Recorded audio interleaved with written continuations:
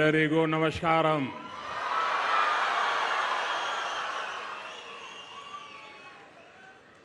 ಸುತ್ತೂರು ಸಂಸ್ಥಾನವು ಶಿಕ್ಷಣ, ಸಾಮಾಜಿಕ ಸೇವೆ, ಅನ್ನದಾಸೋಹಕ್ಕೆ ಪ್ರಖ್ಯಾತಿ ಪಡೆದಿರುವ ವಿಶ್ವ ಪ್ರಸಿದ್ಧ ಸಂಸ್ಥೆಯಾಗಿದೆ. ಈ ಕ್ಷೇತ್ರಕ್ಕೆ ಆಗಮಿಸಿರುವುದಕ್ಕೆ ನನಗೆ ಸಂತೋಷವಾಗಿದೆ.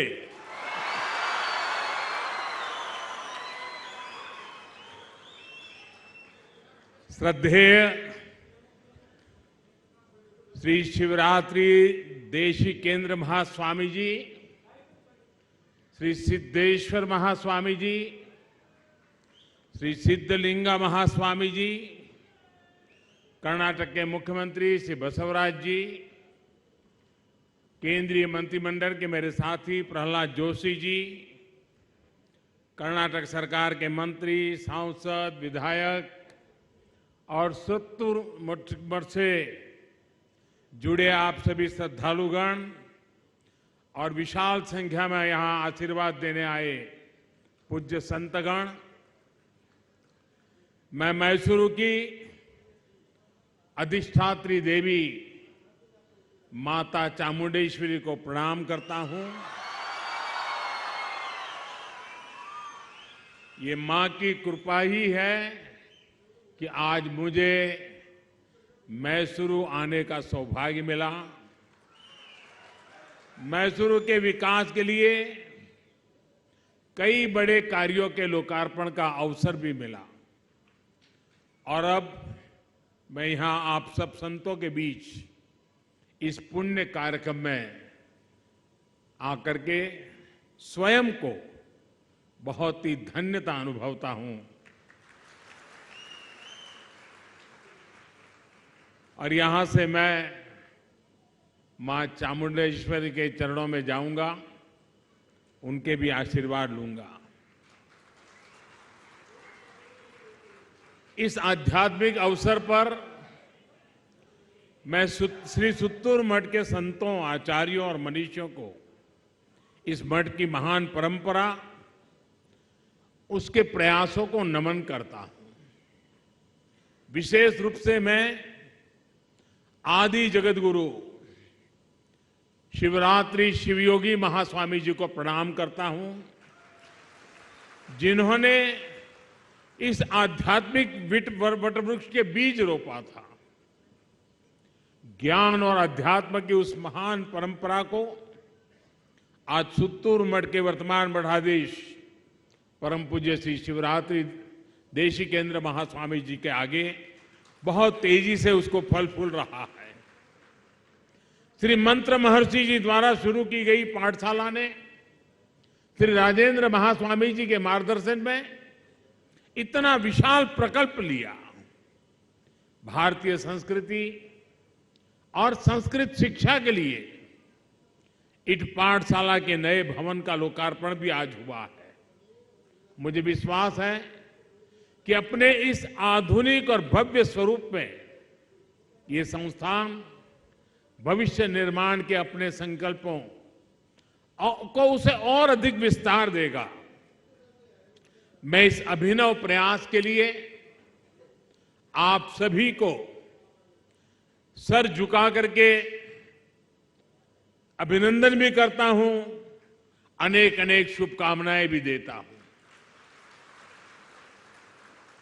साथियों, आज मुझे श्री सिद्धेश्वर स्वामी जी द्वारा नारद भक्ति सूत्र, शिव सूत्र और पतंजलि योग सूत्र पर अनेक भाष्यों के लोकार्पण का भी अवसर मिला है.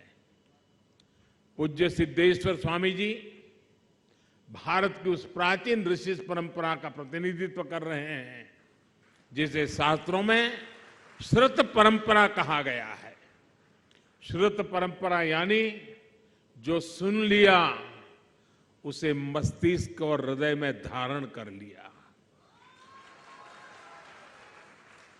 विश्व योग दिवस के अवसर पर पतंजलि योग सूत्र का भाष्य, नारद भक्ति सूत्र और शिव सूत्र के जरिए भक्ति योग और ज्ञान योग को सहज सुलभ बनाने का ये प्रयास, इसका लाभ न केवल भारत को बल्कि पूरे विश्व को मिलेगा। और मैं आज जब आप सबके बीच में हूं तो मैं कर्नाटक के जो विद्वत जन है उनसे प्रार्थना करूंगा कि दुनिया में समाज विज्ञान पर जो कुछ भी लिखा गया है पिछले 4-5 शताब्दियों में, अगर उसका अध्ययन करेंगे तो इस विषय के जानकार लोग इस बात पर पहुंचेंगे कि नारद सूक्त उससे भी पुराना है और समाज विज्ञान का एक बहुत बड़ा उत्कृष्ट संपुट हमारे पास है। दुनिया के लिए आवश्यक है कि एक बार अध्ययन करें।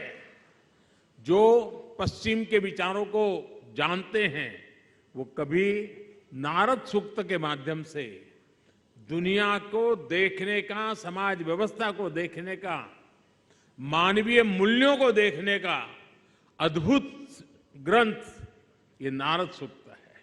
और उसको आज आधुनिक परिभाषा में परिभाषित किया है। समाज की बहुत बड़ी सेवा की है आपने। साथियों, हमारे शास्त्रों में कहा गया है कि ज्ञान के समान पवित्र कुछ भी नहीं है और ज्ञान का कोई विकल्प भी नहीं है। और इसलिए हमारे ऋषियों ने, मनुष्यों ने भारत को उस चेतना के साथ गढ़ा जो ज्ञान से प्रेरित है, विज्ञान से विभूषित है, जो बोध से बढ़ती है और शोध से सशक्त होती है। युग बदले, समय बदला, भारत ने समय के अनेक तूफानों का सामना भी किया। लेकिन जब भारत की चेतना क्षीण हुई तो देश के कोने कोने में संतों ने, ऋषियों ने, मुनियों ने, आचार्यों ने, भगवंतों ने पूरे भारत को मत कर देश की आत्मा को पुनर्जीवित कर दिया। उत्तर में मेरी काशी से लेकर यही पास में नंजरगुड़ दक्षिण काशी तक मंदिरों और मठों की सशक्त संस्थाओं ने गुलामी के लंबे कालखंड में भी भारत के ज्ञान को प्रदीप्त रखा। मैसूरू में श्री सुतुरु मठ, तुमकुरु में सिद्धगंगा मठ, चित्रदुर्ग में श्री श्रीगेरे मठ, मुरुगेंद्र राजेंद्र मठ, चिकमंगलुरु में श्री रंभापुरी मठ, हुबली में श्री मुरुसाविरा मठ, बीदर में बसव कल्याण मठ, अकेले दक्षिण भारत में ही ऐसे कितने ही मठों का केंद्र है जो असंख्य विद्याओं, अनंत विद्याओं को सदियों से सींचते आ रहा है। साथियों, सत्य का अस्तित्व संशोधन पर नहीं, सेवा और त्याग पर टिका होता है। श्री सुतुर मठ और जेएसएस महाविद्यापीठ इसका बड़ा उदाहरण है। श्री शिवरात्रि राजेंद्र महास्वामी जी ने जब समाज सेवा का संकल्प लेकर निशुल्क हॉस्टल खोला था तब उनके पास क्या संसाधन थे? किराए की इमारत थी, राशन आदि की व्यवस्था के लिए भी जरूरी पैसे नहीं थे। और मैंने सुना था कि एक बार पैसे के अभाव में हॉस्टल की चीजों की सप्लाई रुक गई तो स्वामी जी को लिंगम करड़िगे भी बेचना पड़ा था। यानी उन्होंने सेवा के संकल्प को आस्था से भी ऊपर माना। दशकों पहले का वो त्याग आज सिद्धि के रूप में हमारे सामने है। आज जेएसएस महाविद्यापीठ द्वारा देश से 300 से ज्यादा इंस्टीट्यूट्स और 2 यूनिवर्सिटीज देश विदेश में चल रही है। ये संस्थान न केवल भारत के आध्यात्मिक और सांस्कृतिक ब्रांड एम्बेसडर्स है, बल्कि साइंस, आर्ट्स और कॉमर्स के भी उतना ही योगदान दे रहे हैं। सुतरू मठ गरीब बच्चों की, आदिवासी समाज की और हमारे गांव की जो सेवा कर रहा है, वो भी अपने आप में एक उदाहरण है। साथियों, कर्नाटका, दक्षिण भारत और भारत की बात हो, शिक्षा, समानता और सेवा जैसे विषय हो, तो ये विमर्श भगवान बसवेश्वर के आशीर्वाद से और विस्तारित हो जाते हैं। भगवान बसवेश्वर जी ने हमारे समाज को जो ऊर्जा दी थी, उन्होंने लोकतंत्र, शिक्षा और समानता के जो आदर्श स्थापित किए थे, वो आज भी भारत की बुनियाद में है। मेरा एक बार लंदन में भगवान बसवेश्वर जी के प्रतिमा का लोकार्पण का सौभाग्य मुझे मिला था,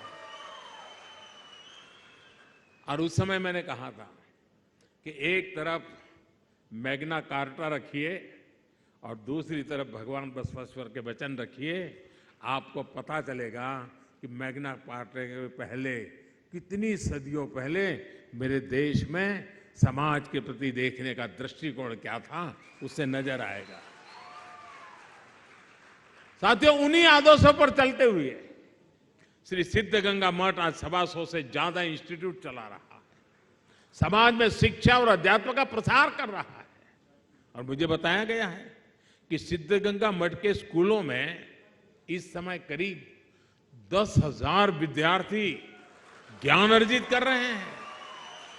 भगवान बसवेश्वर की ये प्रेरणा, निस्वार्थ सेवा की ये निष्ठा, यही हमारे भारत की बुनियाद है।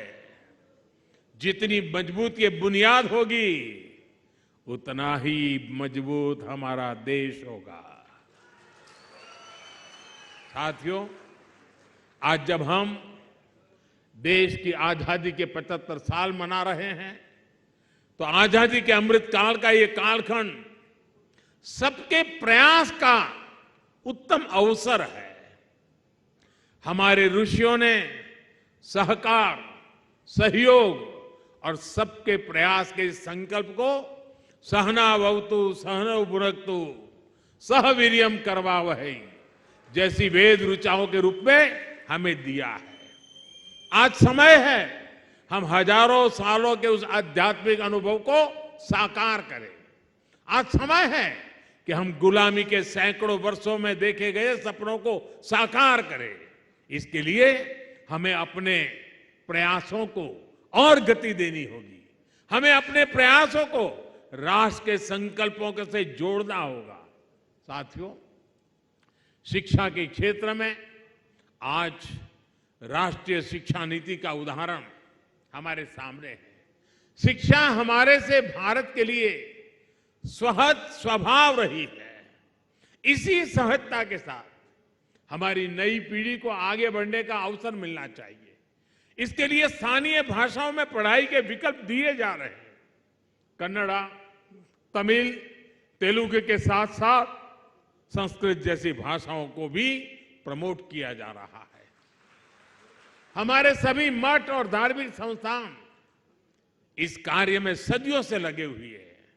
मैसूरू तो ऐसी जगह है जहां से देश का एकमात्र संस्कृत दैनिक अखबार सुधर्मा आज भी प्रकाशित हो रहा है।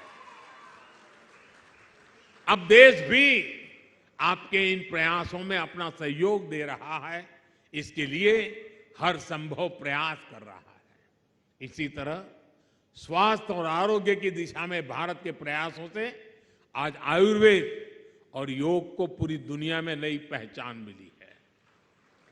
हमारा प्रयास है कि देश का एक भी नागरिक अपनी विरासत से अनभिज्ञ और वंचित न रहे। इस अभियान को पूरा करने के लिए हमारे आध्यात्मिक संस्थानों का सहयोग बहुत महत्वपूर्ण है। ऐसे ही बेटियों की पढ़ाई लिखाई के लिए जल संरक्षण के लिए, पर्यावरण के लिए और स्वच्छ भारत के लिए भी हम सबको मिलकर आगे आना होगा। एक और महत्वपूर्ण संकल्प प्राकृतिक खेती का भी है। हमारा अन्न जितना शुद्ध होगा, हमारा जीवन भी, और अन्न शुद्ध हो तो मन शुद्ध, उतना ही स्वस्थ और पवित्र होगा। मैं चाहूंगा कि इस दिशा में भी हमारे सभी धार्मिक मठ और संस्थान आगे आकर लोगों को जागरूक करें। हमारी इस भारत माता, हमारी धरती माता, उसको हम केमिकल से मुक्त करें। इसके लिए हम जितना करेंगे, ये मां के आशीर्वाद सदियों तक हमारे काम आने वाले हैं। साथियों, जिस कार्यों में संतों का प्रयास जुड़ जाता है, उस कार्य में आध्यात्मिक चेतना और ईश्वरीय आशीर्वाद भी जुड़ जाता है। मुझे विश्वास है आप सभी संतों का आशीर्वाद निरंतर देश को मिलता रहेगा। हम साथ मिलकर नए भारत का सपना पूरा करेंगे। और आज मेरे लिए बहुत सौभाग्य की पल है, पूज्य संतों ने जिस प्रकार से मेरे लिए अपनी भावनाएं प्रकट की हैं, मैं जानता हूं जो कुछ भी मेरे लिए कहा गया है, अभी मुझे वहां तक पहुंचने के लिए बहुत कुछ करना बाकी है।